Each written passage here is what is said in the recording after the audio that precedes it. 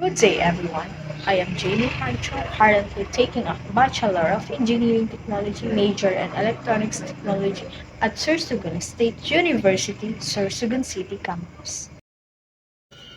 Patterns and numbers in nature and the world.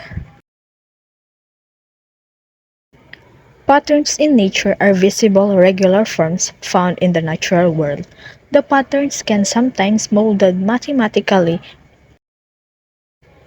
Types of pattern: symmetry, fractals, spiral pattern, meanders, waves, and tessellations.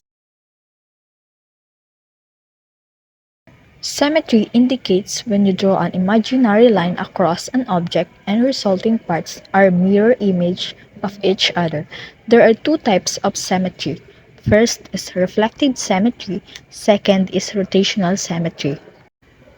Reflective symmetry means that one half of an image is the mirror image of the image.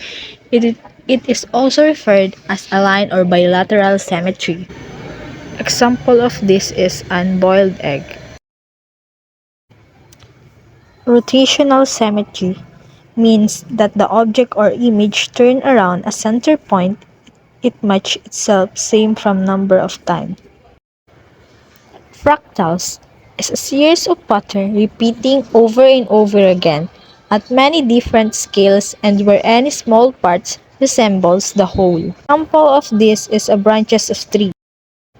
Spiral pattern, a circular pattern beginning at the center point and circling around the center point as the pattern moves outward.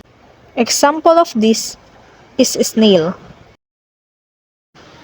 Meanders are sinuous bend in rivers or other channels which form as a fluid.